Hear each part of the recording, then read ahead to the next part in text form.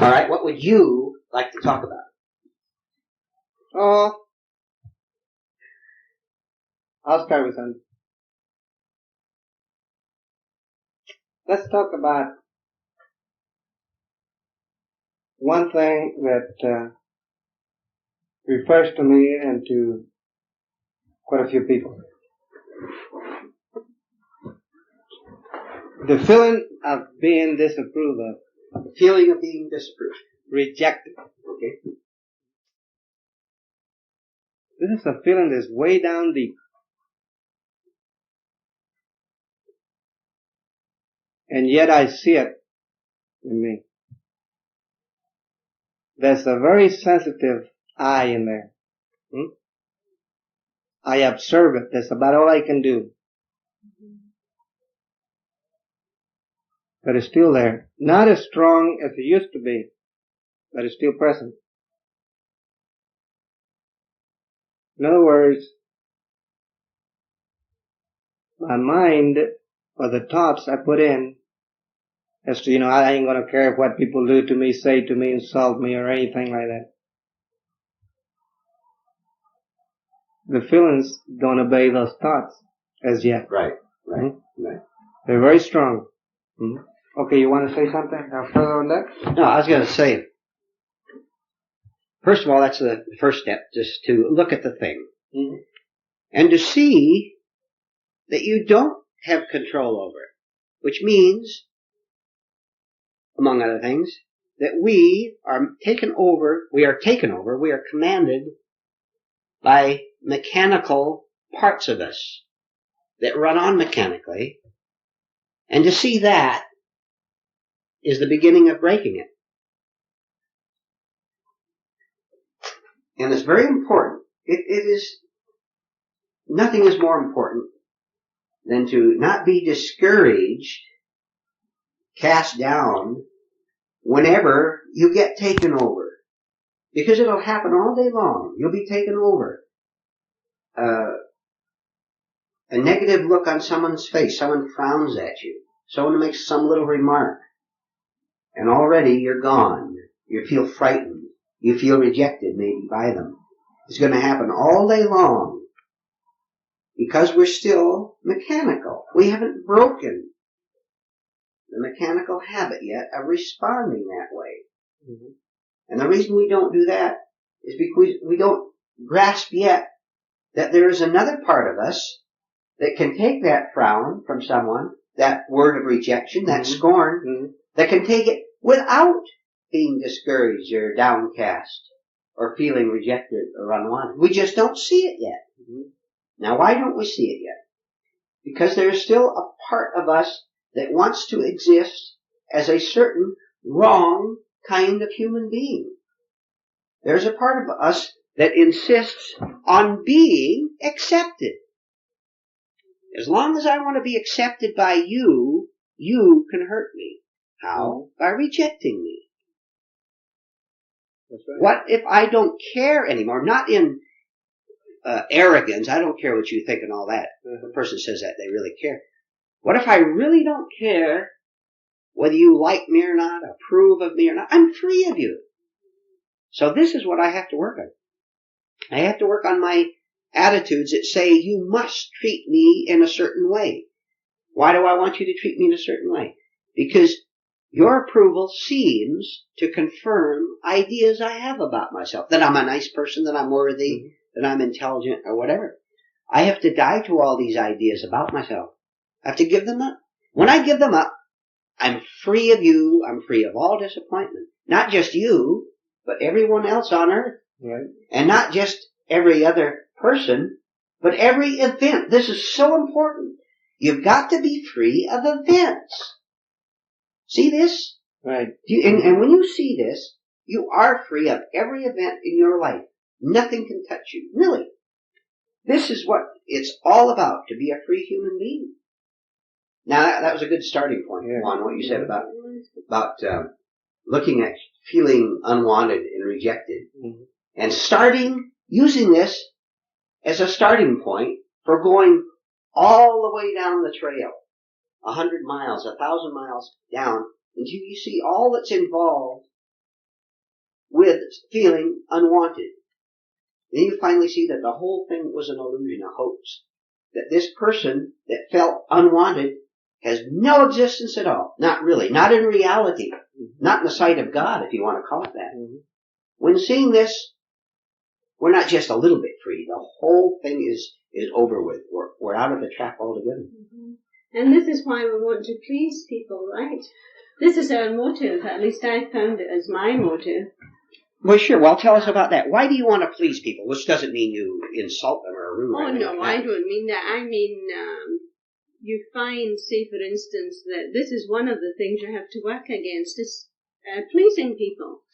So I worked on this, and somewhat I find results. However, yesterday, for instance, I caught a couple of things where my motive was to please someone. And through trying to please this person or these people, I get into a predicament. And who caused this predicament? Right. Nobody but myself. And it was all because I wanted to please, and underlying that was because I didn't want to be rejected and all this. All right, tell us about either one of you or both, about cause and effect. See, connect that with cause and effect. Mm-hmm. You were the cause, were you not? That's right, Therefore you attracted because this I kind of had effect. this false demand that something turn out the way I wanted it. Mm-hmm. And I caused this because of, the reason I caused it was because of the false demand I did have. So Yes, I have to have yes. a boomerang back to myself. And it will happen every time. Yes. You have attracted, excuse me, go ahead. I've attracted this event because of what I wanted to happen. It must happen that way. It can't happen any other way. Because look, like attracts like. You attract what you are. Mm-hmm. See? And it can't happen any other way. Your level attracts the level in other people. This is why, say, two people who are very hostile inwardly, very angry type people, call them neurotic people, call it what you want, how they often, when they come together, although they secretly have no foundation for a right relationship, they're often strongly attracted to each other because they, as we said before, use each other for alibis, but also they have someone on their own level. And so when one neurotic approves of another neurotic, the man doing the proving is saying, I approve of myself, because it's all one approval. And he really doesn't like that other person. They're going to fight. I know, I found this. In fact, I've seen instances of it where two very negative people do get together. And you see, first of all, for instance, I know the man, I know the husband, and I think, well, I wonder what kind of a wife he has, because he's so nasty. And then when you meet the wife, she's just the very same. Right. And I connected them. They have attracted each other. And the reason for being together is to let out their negative emotions. On each other. Right. And they band together to hate the world together, see, and to alibi each other. Each becomes the other alibi. Birds of a feather flock together. That's what it's summed up. Because this is their world. All these negativities. Right. But, like you said, we demand a certain behavior from people. You know, we want them to smile, you know, to like us, you know, everything. We demand that behavior. Right. We don't demand a behavior of the opposite, you know. Say when they get angry with us and all that. But we demand this behavior of being good to us, whatever it might be. But we don't see our own contradictions of how we behave toward others. Yeah. How come we don't demand that of ourselves? Right. Okay? It's always the other person who has to improve. Yeah. So that is what do you call it? A wall. A wall. A person doesn't see his contradictions. Mm-hmm. A person can be very angry, and if you tell him he's an angry person, he'll deny it and get angry. You tell me. Let me set up a situation, and both of you discuss this, please. Here's a person who attracts problems, tragedies, heartaches, day after day, week after week. You know what I mean. You see it every day. You talk to people every day who tell you how badly they were treated by someone else or how they got in a quarrel with someone. They're always in trouble. You know what I mean. Now, you tell me why they get into trouble, according to what we've discussed. Why do they get into trouble? And what is the only way on earth they'll ever break the pattern? We've already gone into it a little, but say what you'd like to say about it. Why does he get into trouble? And what is the only way he'll ever break this trouble pattern that he experiences every day?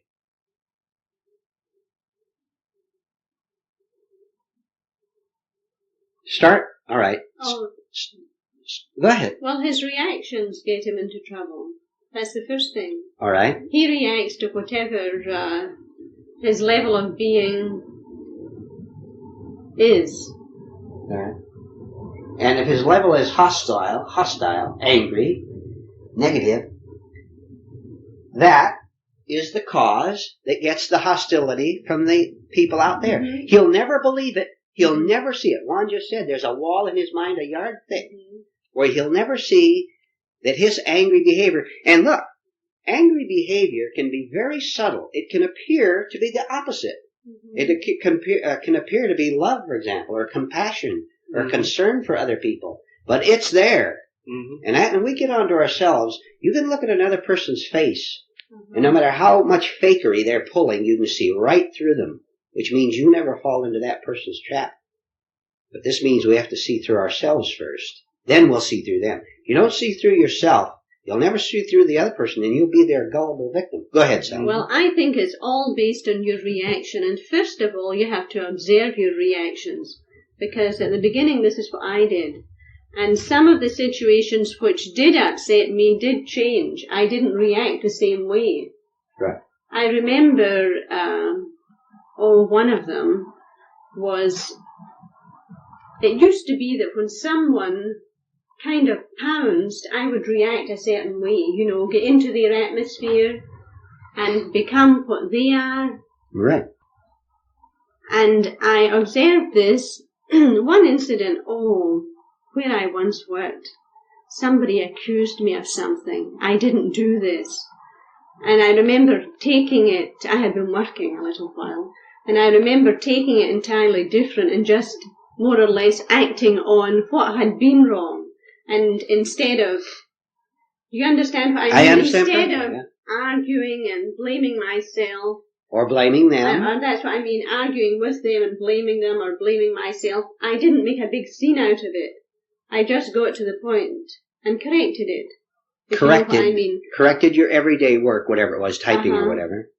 But most of all, you corrected your response. In other words, you did not respond as a machine. Right. In other words, it didn't make me all nervous, which at one time it would have. Right. You get nervous and you get muddled and you can't do what's right. And this was a different reaction. Well, I was the opposite of that. I was angry. And I could go out and make another person get angry at me. I don't care if the other person was real happy, or treated me real nice. If I had that anger in me, I went out there and contradicted him. Make him get angry at me. Or, make the other person become negative. Yeah. Why? Because I like, I got a thrill of being angry and making somebody else angry. Yeah? Mm-hmm. So if somebody was working in some place and was real happy and all that, he was in a mood where he was feeling all right, I would see him. So I said, well, secretly I would think, I said, well, I'm going to destroy that person's happiness, Yes. I'm going to go and try to aggravate him or something. Strike back. That's right. And did you actually see this consciously one at the time? Or is this in looking back? This is looking back. So you looking didn't back. feel like this at the time? No, I was at that time unconscious. But I could even at that time want to strike out, like you say, take revenge. You know what I mean? I could see that before, but it was too strong that I obey it. I obey that negative emotion. Now that you understand this, explain why, among other reasons, there are a number of them, why you enjoyed striking back. What did it do for you to get angry at someone in return, to get revenge? Well, I got that... in other words, how did you continue to destroy yourself by taking revenge? Go ahead. Well, I enjoy this strong feeling, you know. It gave me a false sense of identity, you know, that I was strong and I could, Had power to hurt? Had power to hurt others and frighten others. That was another thing, frighten them. Right. But I could see why I was always frightened afterwards, you know. I was very afraid. I had nightmares. I had all that stuff. So, I knew that I was doing something wrong. I still couldn't stop it. But it got so bad that I had to do something. Start looking for something. And this is what brought me into this work. As I was searching around, looking around. You didn't want to live the old way anymore. That's right. I knew that I didn't have control. Right. There was one part of me that had too much strength and wanted to hurt people. Okay? But there was another part that didn't want no part of that. Okay? But it was too weak. Right. The other one was too strong. Right. But not strong enough to stop me from searching. Yes. You know, one of the most difficult things to see in ourselves is the most difficult thing, the thing we don't want to see above all else probably, is the emotion of anger and hatred, and the two go together. You know, the very word hatred is powerful, isn't it? You don't very often hear it in group discussion. You really don't, because the very word is dynamite. All right, we're going to say it, and we're going to look at it, as shocking as it may be to us. We've got to get rid of this. That's all we want, to get it out. So we're not going to be afraid of the word. I probably mentioned to you one time, I was talking to a woman on the telephone, and she made a number of remarks, certain things. I don't even recall what they were. But one of my responses to her was just saying it as a fact, not in criticism or anything. It was as a fact. I said, you have a lot of hatred in you. She hung the phone up. She dropped the phone because she saw that it was true, and that was too much for her to take. See, she couldn't take that, to see that she did have this hatred in her. And she became hateful at hearing that she did have hatred in it. All right. Every one of us have got to face this business of anger and hatred. And not, now listen, this is important, not be ashamed of it. Don't be ashamed if you see anger and hatred in you. Do you understand why this is important? Why is it a wrong reaction? You tell me. Well, if you're ashamed, you invite the same problem back again. It's like the wheel going round. You've invited it. Yeah. Now let me throw in real quickly, then I think Juan is going to say something. Remember, refusing to be ashamed is not the same thing as evading it. We're facing it. We're saying that being ashamed of our anger and hatred is simply a false reaction which will keep it going. Because being ashamed, we have to get kind of deep on this. Being ashamed simply means that I still have a sense of self, a sense of I there. And so it affirms it. So instead of being ashamed, what do we do? It's so simple. We see the fact, as Juan said earlier, that we're out of control, that anger and hatred have taken us over. Now this is an intelligent response. It's what a doctor does. He sees what's wrong with a patient and then he cures him. So we're taking esoteric medicine here to get ourselves cured. Did I? Go ahead, Juan. Yeah, because when you feel guilty about it, shameful or anything, that means that you don't want to see it. That you don't have it. You know, you don't have that anger. And we think we're a person that shouldn't have it. We're setting up an ideal. We have an image. We shouldn't have it. So we've censored ourselves, right? Do you see what a conflict religious people, or let me say so-called religious people, have with this point? Here's a person who has images. He's a churchgoer, been going to church all his life, and he gives to missionaries, and he knows the Bible and reads the Bible. And in spite of all this religious exterior activity, this person has violence in him. He has hatred in him. He has anger in him. Do you see what conflict he's in now? Because what a terrible state he's in. Go ahead, Sally. Go ahead. Well, you see, this is what we've all done. We've built this wall. We refuse to look at it. So we're ashamed and we put it behind the wall. Right. Mm-hmm. And we don't want to see it, so we don't. It's all back hidden. Isn't that how it all began? That's how it begins, because society, which is sick, society is sick, period. Just take that as a fact. Don't argue. Society is sick. Society gives us these false ideals, these images. Society says you should be good. Now, in itself, that is right. We should be good. But you don't become good by getting an idea of being good. An idea of being good is nothing. It is nothing. A psychopath can have an image of himself being good, yet he could be a man of considerable violence. What's an idea got to do with it? We have to get rid of the idea of being good, which means we have to get rid of the idea of having a separate ego. See, because they're both connected, which is very frightening. Most people would prefer living in flattering images of being good than to really be good. You become a good person by a really good person. And it's very hard. It's a lot of hard work. By dying to the idea of being good. Then you won't have any opposites to this picture of being good. You won't have secret violence in you. And you won't suffer from your hatred. It won't be there anymore. Look, you know what's beautiful? What's beautiful is to no longer have to protect yourself from anything or from anyone. To not have to prove yourself to anyone. When you are good, simply because you understand all this, and you're living from your original nature, which is good, pure nature is good, that ends the whole struggle. Who do you have to prove anything to? What's there to prove? There's no one there who has to prove anything. But now look, this is long and hard work, and it's the only way. We're on the only way. But we're getting it. Don't let anyone lead you astray, those of you listening to this tape. Don't you dare let anyone tell you that there's another way than this way we're talking about.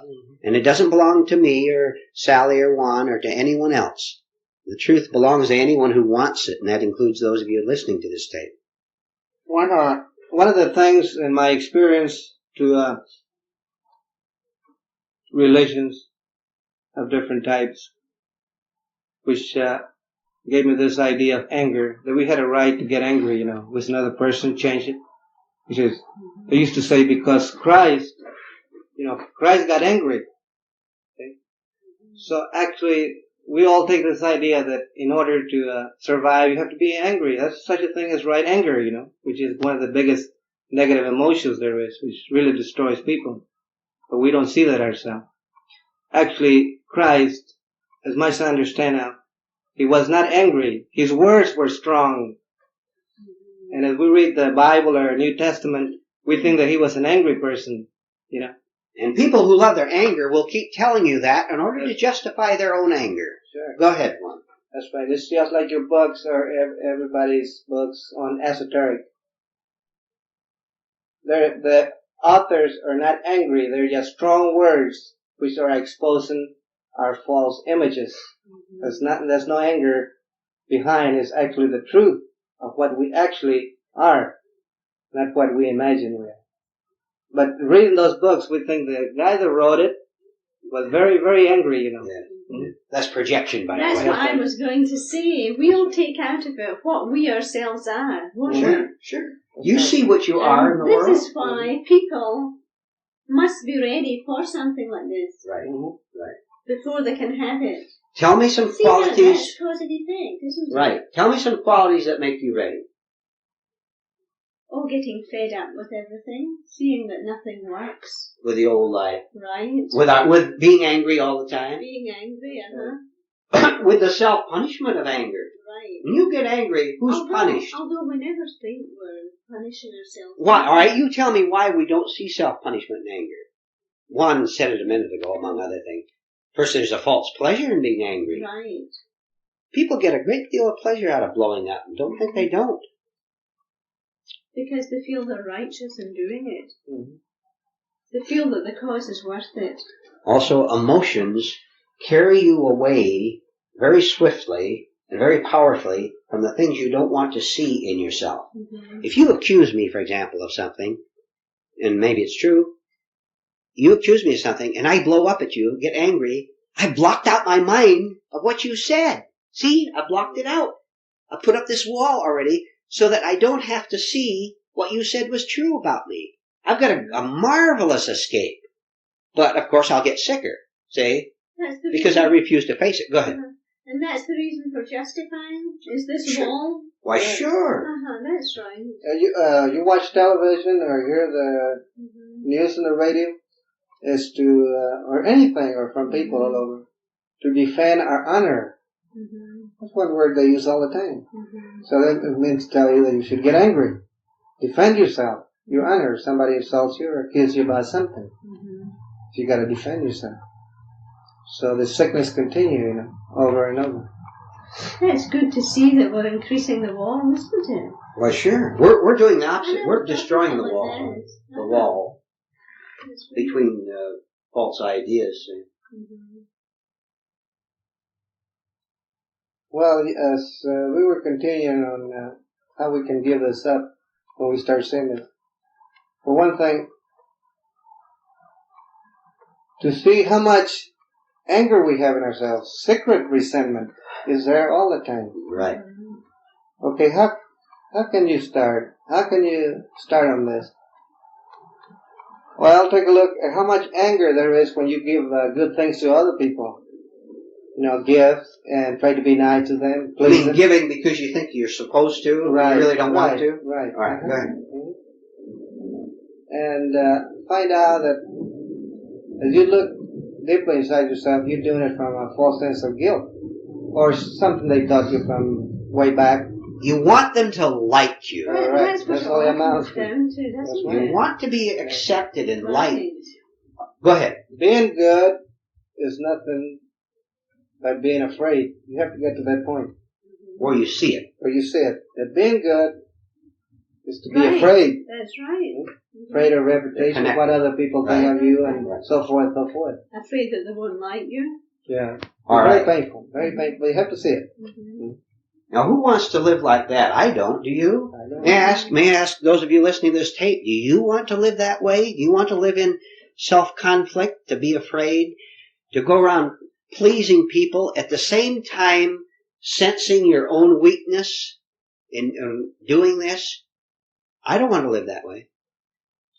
And I don't intend to, and I hope you don't intend to also. And what we need then, Mr. Howard, is something that will kind of regenerate us and our values when something like this comes up. Tell us some ways to do this. All right. Look, there is such a thing as authentic inspiration. That's what I mean. All right. This is tremendous. Do you know what's happening right now, this very second? There is authentic inspiration going on right here. Those of us here in this room, and I hope those of you listening to this tape, and you will be inspired if a part of you that wants the truth is listening to this. And that's the only part that should be listening. Don't you listen to negative thoughts that try to crowd out the truth of this. These are the facts that set us free. Those of you listening to this tape, I hope you feel inspired. I hope you sense way down deep inside the rightness of all this, because it is right. And if you will be receptive to it, you'll feel it. This is a right feeling. Thank heaven for the first time we've got right emotion into this. This is real excitement. Don't hold it back. It's about time you let go of something right. Instead of all these negative emotions, you should be excited over this. It should dominate your life. Not in what people commonly call fanaticism, but simply because you see that it's true. This is the most wonderful thing on earth. I'm not giving sentimentality here. I'm not talking in religious terms. I'm saying this is something that comes within you when you have worked on yourself to the point where you sense this is right, this is great, it's tremendous. We have to open ourselves to the inspiration of the truth. Then we will feel it. Don't you dare want to feel something You'll be led astray. And every charlatan on earth will be able to take you and trick you. And they'll get your money and they'll get your time and they'll take your life away. And you know what you'll get in return? You'll get empty boxes. They'll promise you all kinds of rewards that are empty, and you yourself know they're empty. You sense they're empty, I should say. You have to get to the point where you see the true reward. The only true reward is to be one with yourself, to find yourself. Don't you dare get excitement just because there are 10,000 people in an auditorium listening to a religious talk or a philosophy. Don't you get excitement over the fact that there are other people around you. The truth has to be found all alone so that you would know the truth if you were the only person on earth who knew it, whether anyone else wanted it or not. And when you get to this point, you'll be satisfied with being the only person, because then you'll be one with the whole universe. This is not philosophy. I'm telling you a fact. You'll be one with the all, capital A. Then see, you do become your own inspiration, your own true excitement, your own right emotions, but it is not an inspiration that is apart from this gentleman or this lady, because they have the same thing, because it is the one inspiration of God. Can I use that word? All right? Mm-hmm. Of reality, of truth. Then there's no division between any of us. We all feel the same thing. I know this sitting here right now, and so do you, that what we're talking about is something so tremendous that we all feel and see the same thing. We're not divided anywhere on that. Even though on the everyday level, you're a man and you're a woman, you may be 60 years old, you may be 20 years old. But on this one thing, there's no division. This is real inspiration, and we all sense it. We don't even have to say it, do we? We know it. You feel it, I feel it. And I hope you listen to this tape feel it. And you will if you'll persist in this. You have to persist in it. Go ahead. Yeah, well, that's it. Everybody out in live saying that everybody's equal. Right. Yeah. So spiritually speaking. Yeah, everybody's equal. So they go around and they want to equalize everything, and that cannot be done. We have said it. You can be very efficient in something that I cannot possibly do, right? Which is true. And you can make more money than I'll ever do. See, that's because that's the way it is. So you're more efficient. On that level. On that level. Yeah. Right. Yeah, on that level. Right. Okay. So we try to equalize everybody out there in life. And this is the thing that I used to think, well, we're not all equal on that level, you know what I mean? As far as inner reactions and all that, Some are black, some are white, some are browns and all that, and trying to bring them together, which, in other words, nothing changes. Nothing changes. Yeah, it was working at, what has to be working is negative emotions inwardly to become, as Mr. Howard said, one mind. There's only one mind. There's nothing else. One mind.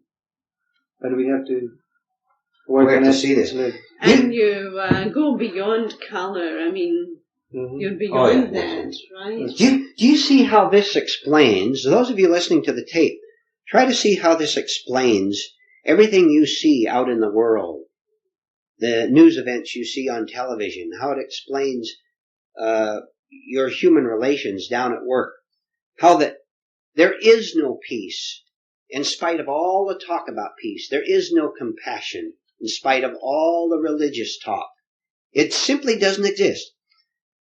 When you understand yourself, you're going to understand exactly why there is chaos out in the world.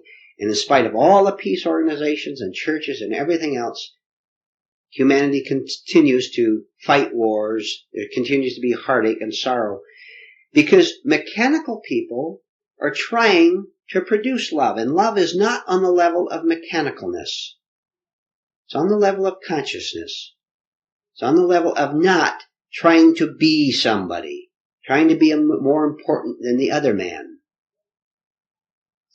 All human affairs become perfectly clear to you when you understand all these things we're talking about.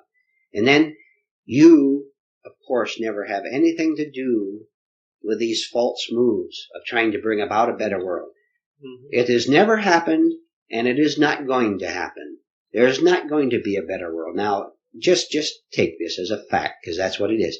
But you as an individual can change. And we can have a better world. Why, you... This is... Yes. This is our whole purpose. We are our world, right? Look, you are your world. If you have negativity in you, that is what you are. That is the world you experience. There's only one world. You experience what you are.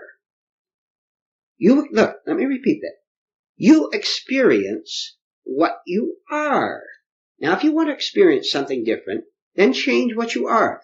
Then, when you go out into the world and meet people that are negative, and they truly are, or you meet events that are mad, and events are mad, you are free from them. Your physical body may in some way be involved in them, but although most of that can be cut out too, because you don't go down and get physically involved with mad people anymore.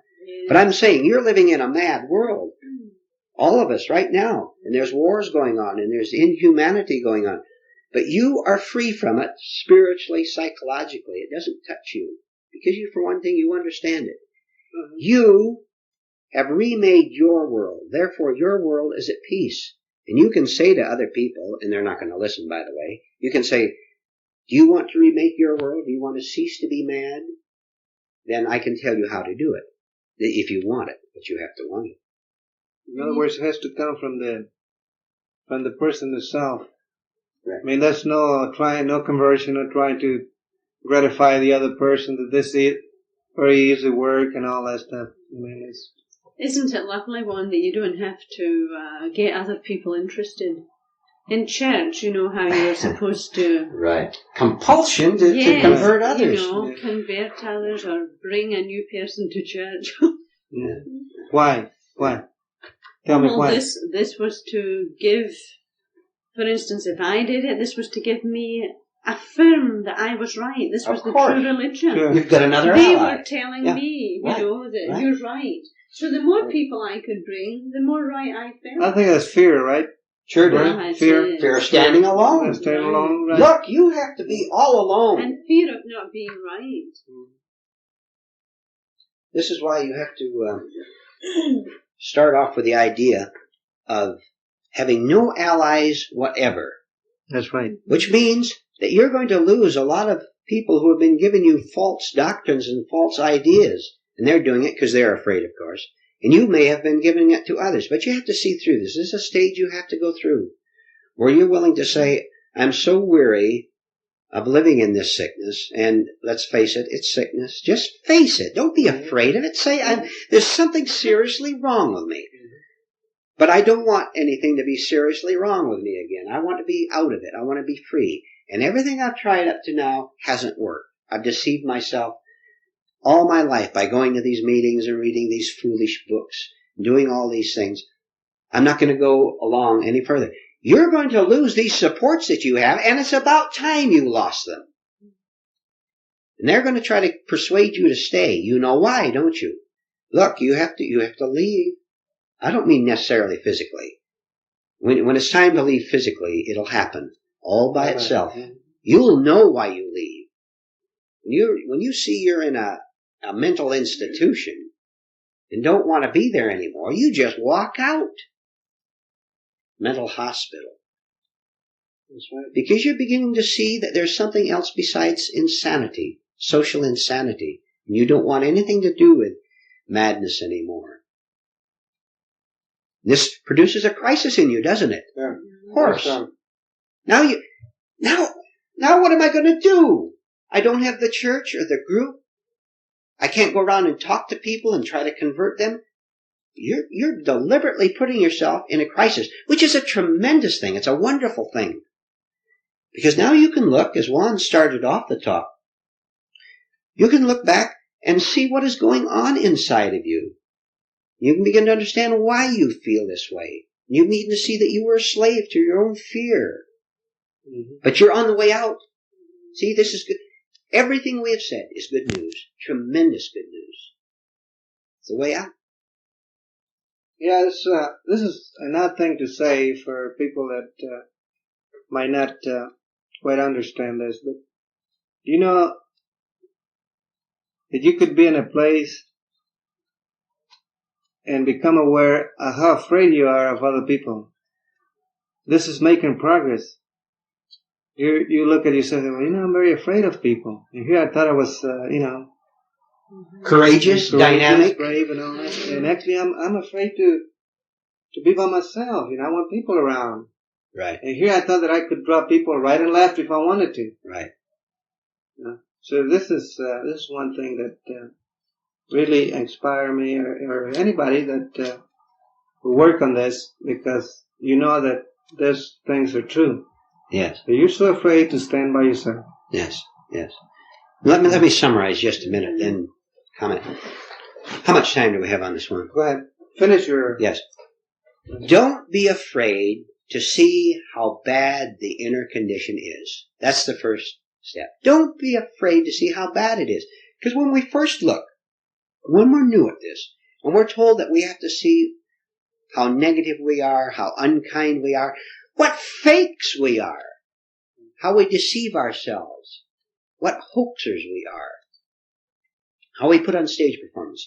When we're told we must see this and look at it, what does it do? It frightens us, doesn't it? Mm-hmm. All right. But if you understand that this is the way it goes, it's frightening, that will help a little bit.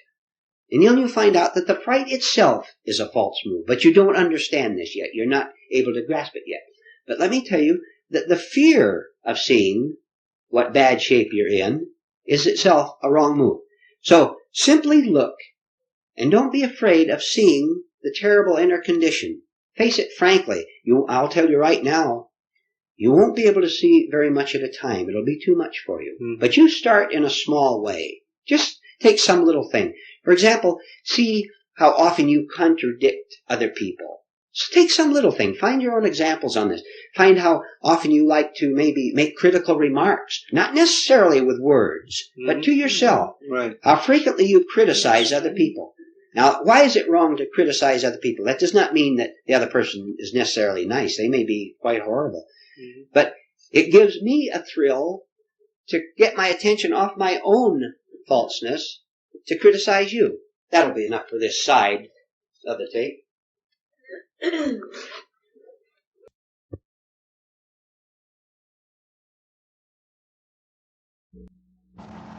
Let's talk about the subject of being sensitive, of being touchy. Now, you know what that means. Someone says something and we immediately feel hurt or insulted. Or something doesn't turn out the way we want it to and we feel as if the world is against us. Let's talk about this whole business of being touchy, of getting our feelings hurt easily. Let's find out. Let's always take logical steps. Let's find out what it's all about. Why do we have these feelings?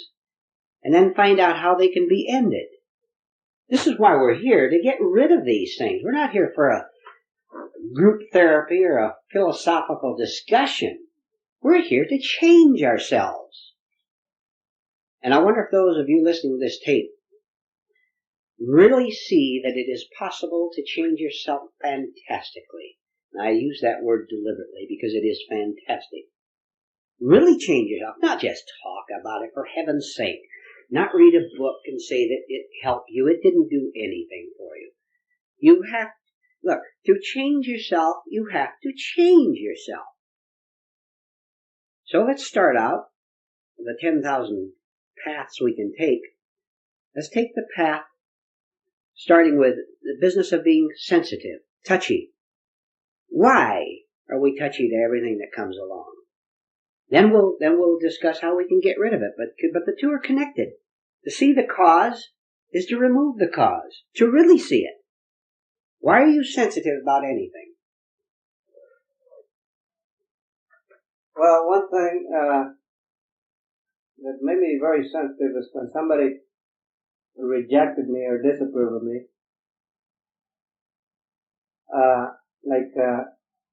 When they know that I'm better, you know, I'm better than what they think I am, you know. I want to keep this feeling that I was superior to others, you know. All right. So I saw it that I was sensitive in it. I know how far I can go. Yeah. As long as somebody rejected me or ignored me or disapproved of me, I didn't want that. So I avoided that.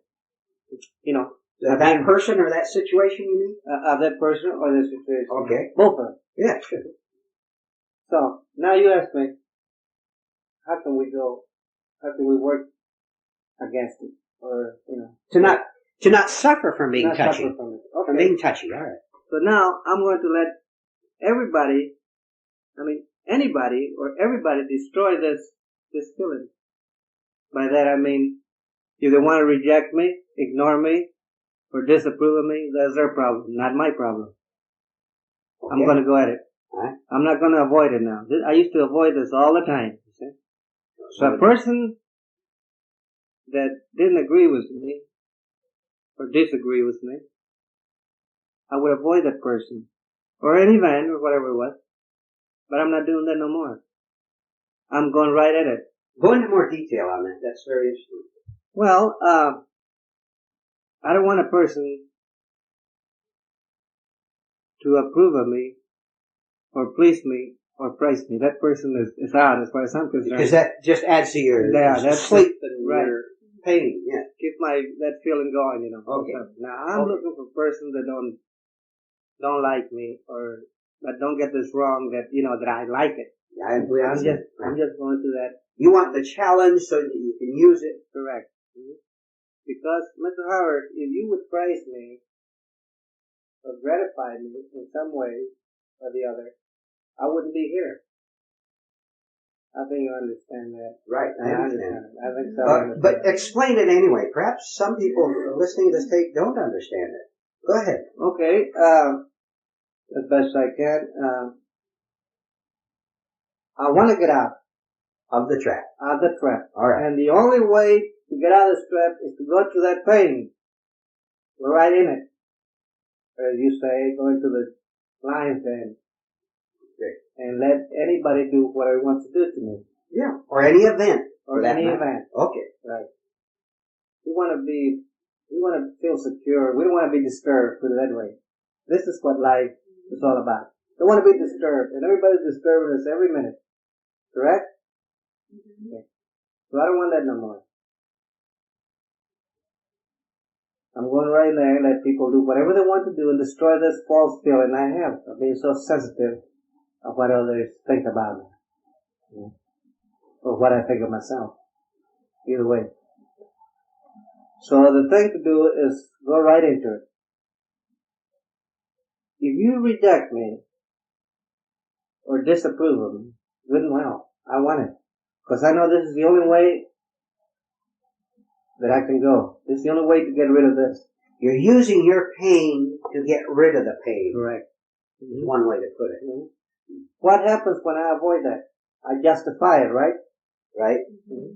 And so you've accomplished nothing. Right. Except to suffer from it. Except the same event is going to happen. That's right. On and on when we justify. Right. Most people, just in addition to that, the vast majority of people are not doing what Juan said he is doing. They're doing the opposite. That is, most people, look, listen to this now. Most people are evading their inner crisis. All day long they're evading it. How do they evade it? Well, there's 50,000 ways. If you cause a crisis in me by rejecting me, how do I evade it and stay in the trap? I can use many, many ways. I can get angry at you. I can feel sorry for myself. I can pretend that I didn't hear you. I can plead with you to come back and like me again. I can try to buy your friendship. I can rush out and get 10 more friends, all of which will be just as untrue. I have refused to do the one thing that could save me from future pains. I have refused to face the crisis. What's the crisis consist of? That there is something wrong with me internally.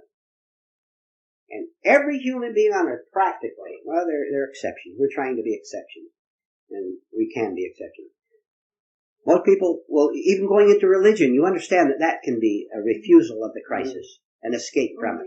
Saying, well, they say something like this, well, human beings may not like me, but God loves me. See the egotism there? See the escape? See the foolishness? See the childishness of it? And then associating with people who think the same way as you do, who say the same thing, that God will give me a reward in some future heaven. That's an evasion of the crisis that is in you right now. And whatever is in you right now, you have to face right now. Which is why it's been repeated by both of you, that when something happens to you, unhappy happens to you during the day, you face it right now. You see it. You look at it. Instead of covering it over with anger or whatever ways you use. So what we're doing is facing our crisis every second. Because you know that a fear thought is a crisis? Isn't it? Certainly it is. You're frightened of something. So why don't you look at the thought and say, ooh, I was frightened at what I saw on the television news because I thought it might affect my life adversely in some way. Now why didn't you look at that thought the minute you saw it pass through your mind, right immediately after you saw this news item? You could have dealt with that intelligently right now. There's many things that we won't go into advanced on what to do when you see a thought, except to look at it and say, all right, I have a crisis. And this has been the way I've lived all my life, being afraid of news items, of other people, of their power over me, of losing my employment or whatever. I've lived like a slave. See? You know what we're doing here? And I hope what you are doing or listening to this tape, we're rising up in proper revolt against slavery. And who's the slave master? Our own false ideas, our own illusions. Nobody else. Nobody has 1 ounce of power. Nobody has a single chain to put on you or on me except our own false thoughts. Mm-hmm. So, go ahead. All right. Really, the main thing, if we're not working, is we want to feel secure. Secure, right. People who agree with me, I term friends. People who disagree, I call them enemies. And so I join groups, because these people, I'll join a group that has the same views as I do, so that I can tell them they're right and they'll tell me I'm right. And so we keep on building this false image, all these false images, and we're opposed to the other groups. But I'm opposed to all the people who don't think the same way as me. Right. So this is all division. And really, all we're doing is, you mentioned, really self-interest. What I see in television that I think will be good for me, I'm going to be for. Irrespective of how bad it is for a multitude of people, if it's good for me, I'm going to be for it, right? So everything also is based on our self-interest, unless we're working. There has to be something higher than me, than my self-interest. Sally, will you discuss that? Discuss false self-interest and authentic self-interest. One can add to it if you want. See the difference in the two. What is false? Give us examples of false self-interest. False self-interest. For example, a false aim. If I have a self-interest of wanting to be president of the company, and I walk all over other people. Right. See, what have I got when I'm the president of the company? You know what I've got? I've got fear that I'm going to lose being president of the company. That's what I've gained out of it. Things like that is all I meant. Then authentic self-interest, I'm sure you know what that is. Yes. Define yourself. Clearing all the mud out. To get rid of the trash in the mental attic. To be free of all negative reactions, emotions, right. How we act and react. We're slaves to it, there's no doubt about that. Like you said about television, somebody will come out and say something, and ain't no choice but either to either react with fear, anger, or with excitement. That's right. These things are telling you how to. Mm-hmm. And it's all based on how we want it to be, isn't it? Right. You know, one of the most puzzling questions people have at the start, and I'm sure many people have gone along for a long way. Stop and think about this for a minute. People will listen to what we've talked about, but they'll be very puzzled. And here's what they'll say. They'll say, but look, how can I live in any other way except self-interest? Do you see where the fault is already? Look, this is very deep, this is very advanced, but you have to go with it. You have to listen, you have to want to understand. Mm-hmm. There really is no self. Now, I know how incredible this sounds to you, but I'm telling you, you get this and you'll clear the whole thing away. Look, we use words, don't we? We say myself, yourself. Psychologically, spiritually, esoterically, we use these words simply to indicate that you are another physical person than I am. You're another physical person. So we talk about myself, yourself. Now, these are words and labels and proper on their own level. We simply want to indicate, to communicate with each other, correct? Mm-hmm. That's fine. But the minute I really think that I have a self, for example, I'm Tom Smith, a great success, I'm good looking, I'm young, I'm dynamic, I'm very intelligent. These are labels. They have no meaning whatever. None. I think that that's a permanent characteristic of me. There's no permanence whatsoever. Not only that, but it's simply words, ideas. And this is why I'm afraid. Because whatever contradicts this identity that I have put onto myself is going to be considered the enemy. Look, say I'm 30 years old and handsome, and I see an old man of 70, and he's not so handsome anymore. I get a flash of fear through me, don't I? That's right. See, that wasn't real. That was just a thought about myself. So, back to the original question. Very important to understand. People ask, but how can I live in any other way but self-interest? I'll tell you what you have to do. You see that this self that you think is you is a pure illusion. It's a fiction. It is. This is the cause of every problem you have ever had. You're believing in a self that doesn't exist. You know what it's made up of? We've discussed it. Made up of labels, words, pictures, ideas. Now, when you see this, and when you have died to this false sense of self, when it is vanished in the light of consciousness, then, to your astounding surprise, you see that there is no fear at all in being nothing, in being nobody. There's no fear at all. Before you understood all this, you were absolutely terrified of being nobody. And this is why you fought. And this is why some of you listening to this tape are fighting what I'm telling you right now. I know you are. But, look, listen, just listen to it, and you will see. When I see that the whole thing was a fiction, the fear falls away, because there's now no opposite to it. It's very complex, but absorb as much as you can for now. All fear vanishes when you are no one, which does not mean that you're not here anymore. You're here, I'm here, you're here. Those of you listening to this tape, you're sitting in the room listening to it. And if you were able to see all this and suddenly become a new person, which you could, by the way, because there's no such thing as time, you would still be sitting there in the room. You'd be sitting there as a physical representative of the all, capital A, of God. You wouldn't cease to exist. This doesn't put an end to you. What it does is make you understand who you really are. And in this understanding, there's no fear. There's no anxiety. You have to go through it. You have to work. You have to listen. Do so.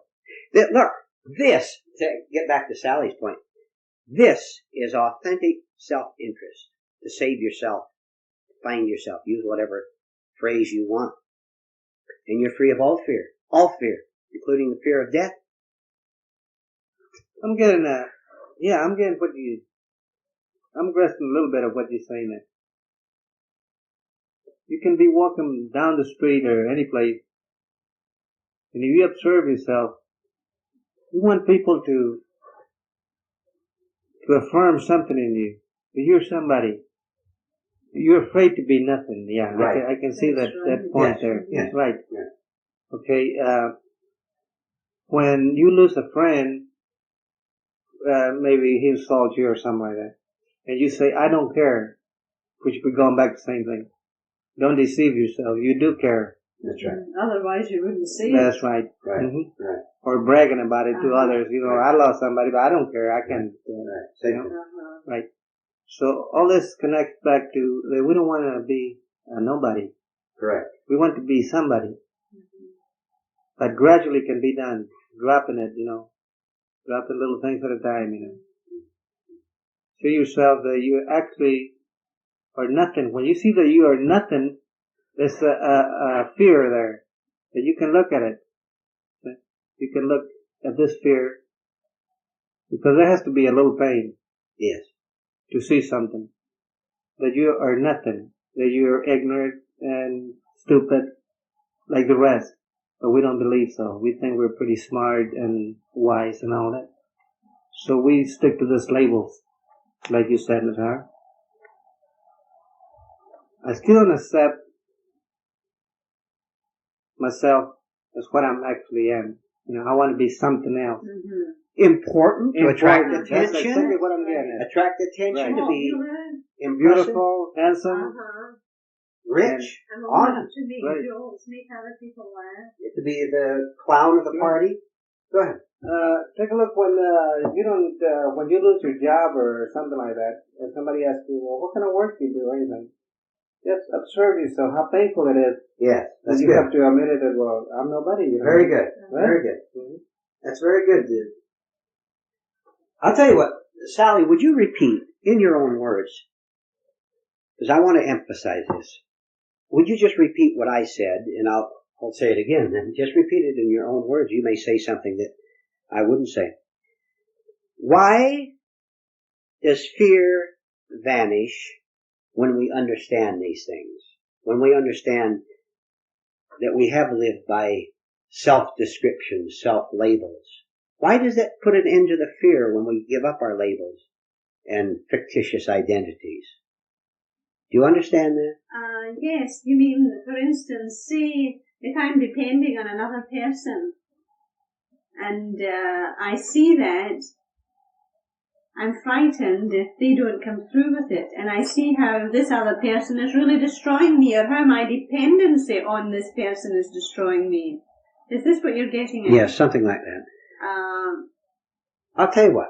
I'm not living from myself. I'm living from all these ideas. Ideas you have. Right, about myself. And it's all Here's all right. Let's take possibly the simplest example we can get. Let's take two men. One of them is running for public office. Let's say one of them is running for mayor of the city. All right. The other man is not running for anything at all. He doesn't want to be mayor. But this one runs for mayor. Mm-hmm. Now, this is important to him for a number of reasons. The salary, the prestige, and he likes to see his name in the paper and be on television and all that. This becomes his label, that he's the up-and-coming candidate and all that. Very important to him, right? Now, let's say that he gets defeated for the office. Wasn't elected. Why does he feel bad? Why is there fear and anxiety there? Because an outer event has failed to confirm his picture of being what? Of being important, of being someone who could have solved the city's problems, of a person whom other people want. See, they didn't want him for mayor. Now he feels bad, right? He feels bad. He's in fear because he doesn't know who he is anymore. As long as he was able to keep this image in place, he felt good.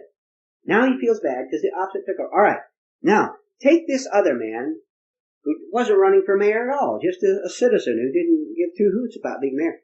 Is he in fear over not being the mayor? Why? Because he didn't have the image in the first place. Mm-hmm. See? There was nothing to be hurt. Now, if we can do that very same thing, take this process of getting rid of this label, that label, and about 10,000 others, then when you reject me, it has no meaning anymore. How can you reject me? I don't have any image that you should accept me.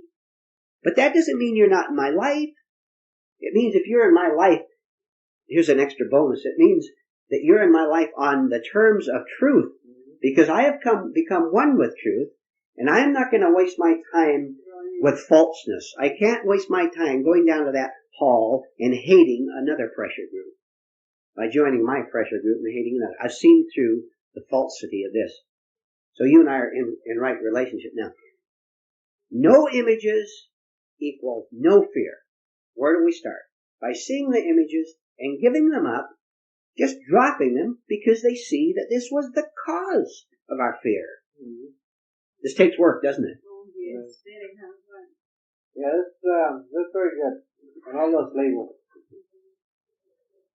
If I have a false premises of being, somebody wise, intelligent, smart, or the mayor of the city, and if this doesn't turn out, I become very, very bitter and cruel to others. You know that? Right. Mm-hmm. Why? Because this root of feeling was exposed of being a nobody. Your nothingness was exposed when you were not elected mayor, is what you're saying. Go ahead. I didn't mean to interrupt. Too bad. Well, that's all I'm asking you. We're just afraid not to be a nobody. We want to be somebody. I don't care what it is. We want to be something. Look, all right, let's track it a little closer. Mm-hmm. I'm not elected mayor. I'm defeated. I feel bad, depressed, rejected. I'm scared now, right? I don't know who I am anymore. Before the election, I had the election room was crowded with supporters, and my picture was all over the wall. Now I felt like somebody. I felt affirmed. Yes. I'm defeated. Mm-hmm. Now I'm scared. Now what am I going to do next? Whenever a person feels a loss of his so-called self, which is phony, you know that now, what does he do? His first move is try to restore it in some way. And that, again, could go off in 1,000 directions, and every one of them wrong. For example, anger, bitterness, hatred, accusation, self-pity, you name it, depression, dejection. Now, do you know, listen, look how strange this is. When I get depressed over being defeated as the mayor, do you know that my depression itself is another trick of the ego? Do you know that depression is pure egotism? Yes. Who is the center of the universe when I'm feeling sorry for myself? Me. Right. So, the mind has played another trick on me in order to keep intact this phony image that I am somebody separate, important. See? Because I say, a great, wonderful, important person like me was rejected at the polls. Now, who's the attention on? See? The last thing any human being will ever do is give up their me, their I, their egotism, their vanity. Very few achieve this, believe me. This is why we don't have 20,000 people in a hall tonight. You understand? It's too much. They don't want it. It's too hard. They don't understand to begin with. But we're going all the way. We're not stopping anywhere. Then, as we said before, when we go all the way and come out on the other side, we're free. Fear is gone. Nothing to protect. Mm-hmm. Do what you want. I'm out. I'm free. You walk out in the street, you're just as free as the cloud up there. And it's not a picture. It's not another image. It may be at the start because you don't understand how tricky pictures can be, how one can replace another. Mm-hmm. But every time one comes up, we work on till we see through it, which ends it. Then we really get free. Do what you want to do. How can you touch a free man? You can't. He doesn't want anything from you. You have nothing to give him. What do you have to give him? Nothing. He doesn't want to be elected mayor. He doesn't want your flattery. He doesn't want your money. See? Yeah, and that, another trap about that mayor being defeated. He'll more likely go and try to get all the sympathy he can from the ones that were on his side, you That's know. Right. Well, you did your best and so, but, we're still with you, stuff like that. And this is what we look for. We don't go to the other side where they tell you, well, the only reason we elected you because you were no good, something like that. We don't like to hear that. So now here we're gonna, self-pity comes in. Sentimental and all that. We're gonna start blaming everything. Right. Poor me. Right. I work so hard and all that, and I don't get no rewards. No reward. Right. Start hating life and everybody around. Right. Yeah. Right. Of course, when I'm in public up there, I put another mask, but... That's good. Explain that a little bit. A little bit of pretense and how it's part of the whole false move. Pretense, I could be sitting right here in this room. I could be sitting here in this room, and I would be very restless, irritated, and all that. But I walk out of here on the street, and I put a different mask. I pretend that I'm happy, and I'm smiling to everybody, and I don't have a worry in the world. That's another mask. Then I'll meet somebody else, and I put another mask. Okay? And that's the way it goes. But inwardly, you know better. That's right. It's all a stage performance. Mm-hmm. Right. So the more you see yourself, the more you understand other people. And then you won't get taken by them. By their masks. Right. Mm-hmm. That's true. Because you know how you went to yourself, what you were doing and all that. Gullibility ends. Mm-hmm. And we've to relate this to our own lives, right? Oh, yes. To our husband and wife and children and friends. And how we want to appear before them. To appear to be the wise parent, for example. Right, the great mother. Or There's one thing there about family. I had a false idea that I had to look at my family or my family to see me as a very self-worthy son, Mm-hmm. and that I could do a lot of things and so I could please them and they would be proud of me. And not to disgrace them in no way whatsoever. See, I wanted to walk that straight line. So we have to get free of our family. That's probably the first thing to get free of, really. Yeah, work right in the family, right? Work right where you are. I mean, not physically, but actually, psychologically, get free of them. You not be depending on them for security, because this is what we do. You are the slave of anyone you try to please.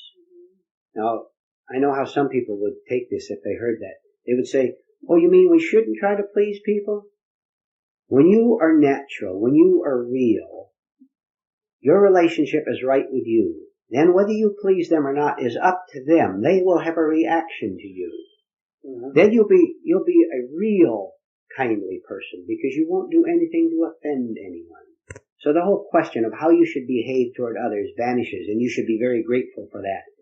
Then you won't go around doing a bunch of things that you really don't want to do. You really don't want to go down to that place and help out with a charity drive. You really don't want to do that, do you? Right. You really don't want to do that. You're doing it because you feel guilty if you don't. All right, go ahead and be a slave to guilt if you want. Why don't you break it and say, I'm not going to live that way anymore? But you got a good point, just briefly. Yes, work right where you are, wherever you may be. Those of you listening to this tape, work exactly where you are. Don't try to change anything exterior. Don't try to change your family. You work on changing yourself. Then you'll know how to behave in your social relations with all people. Otherwise, you'll just be making mechanical moves which won't change a thing, and it certainly won't change you. Getting rid of a person in your life and just getting someone else into your life who is on the same level, where are you? You're right back where you started. But people live this way in their human relations all the time, thinking they're improving themselves. And you don't need to go away from any place to get peace, or we all have this kind of illusion that we have to get away from things, don't we? I know I've had it. Look, your work is where you are. Things get pressured and, we think it would be lovely to be away, then things would be different. But if we did go away, things would be the very same. Because I'm the same person. You're the same person. So I'm going to attract the same influences, I'm going to react the same way. It's just going to be my whole life over again, even although it's in the mountains and a lovely, peaceful atmosphere. Mm-hmm. Nothing's going to Just change. to get out of somebody else. That's right. You know, it's so obvious that people don't see it, which shows they don't study. And even if nobody were there, I would take it out in the house and myself. On yourself? I would take it out on different things. Right. I would find something, you know. Yeah. So we have to start right where we are, not try to change other people or Circumstances. or where we're living. We have to start with ourselves. Right. Then, as we've said before, intelligence on the everyday level comes in. We know how to handle things. We know whether we should move or not because we're doing it from a clear mind, not from a muddled mind. That's right. Isn't it astonishing that people don't see that if a man who's in trouble in Chicago, if he moves to St. Louis, he's going to be in trouble in St. Louis. Then he moves from St. Louis to Los Angeles, he's going to be in trouble in Los Angeles.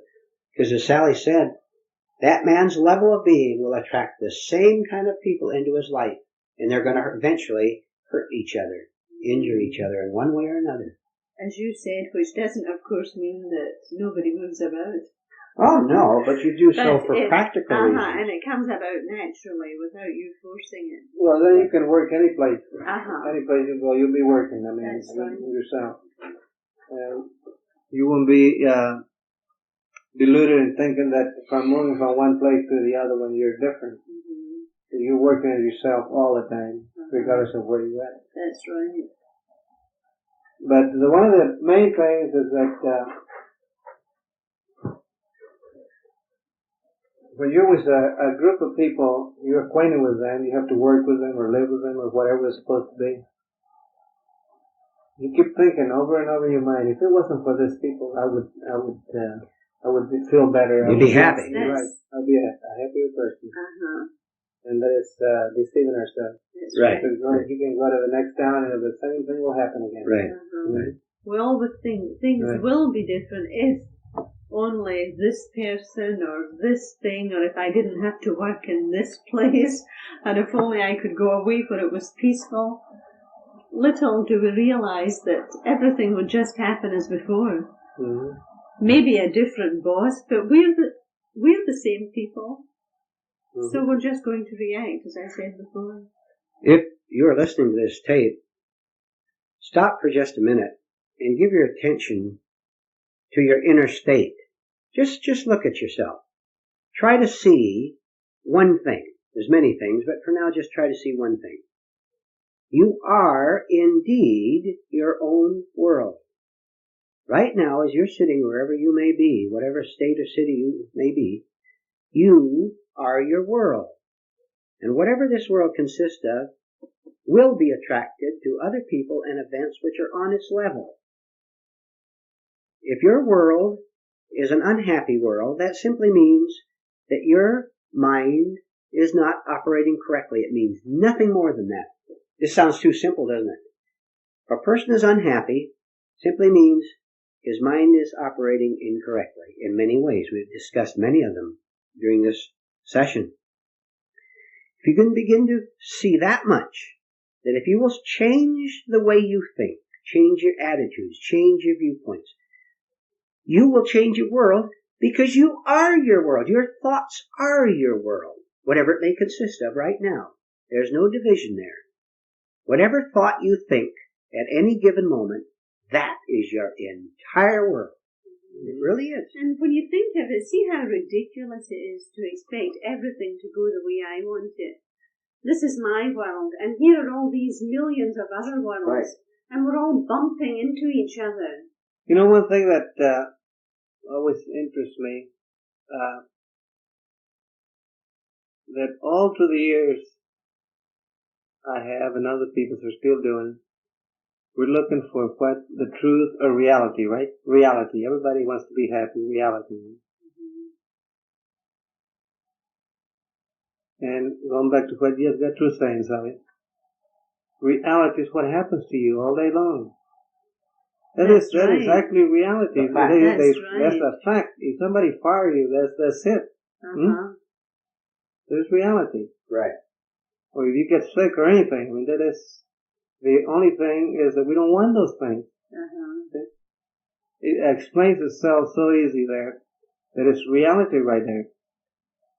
That I could change my reaction to this fact by reacting differently. Let's take a little, let's call it a technique. From now on, here's what we're going to do. Let's narrow it down and take one little thing we can do. We've been talking about the way out. Here's one way out. From now on, we're going to agree with an exterior event that happens to us. Now let's try to understand what this means. You don't get the raise that you wanted. Now that was an event that happened to you, did it not? All right, agree with it. Don't fight it. Resist not evil. Don't fight the event. You don't get the raise you wanted. Why do you get angry and upset? I'll tell you why. And you know that it isn't the money? It really isn't. No. It isn't the money at all. You may spend money foolishly 10 times that amount. You know what is involved? Your ego. Your false sense of self. You said, I worked for 10 years for the company, and it's time for a promotion and a raise, and this upstart who only worked for 6 months, he gets the promotion. What's the problem? Egotism, vanity. You still think that you exist. You don't exist at all in the sense you think you do. All right. So suppose you agree with that event. You don't get the promotion. At first, it's going to cause a lot of shock in you and a lot of resistance, because egotism never wants to give up. It never wants to come to an end of itself, because it's on the level of mechanicalness. And then one of the laws of mechanicalness is whatever rolls has a tendency to continue to roll. By agreeing with it, which will cause a tremendous internal shock in you, you're beginning to do all the things necessary to become a free and a truly happy human being. You're ending your egotism. You're beginning to see that you, the real you, is not apart from external events. Do you understand this? If you agree with an external event, how it begins to make you a whole person, whereas if you disagree with it, you just become a sicker human being, a more bitter, a more hard, a person that cannot be told anything at all for his own good. Do you know that most people are that way? You know very well you cannot get through the majority of people about these things. You can't talk to them. They don't want it. And this is why we don't talk to them at all. We know that much. You can't talk to a brick wall. You can't talk to a stone statue. Yeah, because I know the answer that would come to that. Somebody would say, but how am I going to react any differently? How am I going to support my family now? You know, they need food and they need all that. So, actually he's telling you that he will not react differently. He's going to keep reacting the same way he's always been doing, and that's it. That is that block right there. If somebody fires me, you know, it ain't hard for me to get another job. I can get another job. But I want something out of this job here. Exactly what you're saying. Not the money itself. I could go and work for $40 a week, any place, as a janitor or any place, and support my family. But I don't want to be a janitor. That's right. See where vanity comes in? Sure. See? And not only that one, don't want to go home and tell your wife. Yeah. That's right. And your friends that you've been fired. That's right. And you don't want the people you work beside to look down on you. We're going back to that mayor of that city that lost the election. That's right. It's all connected.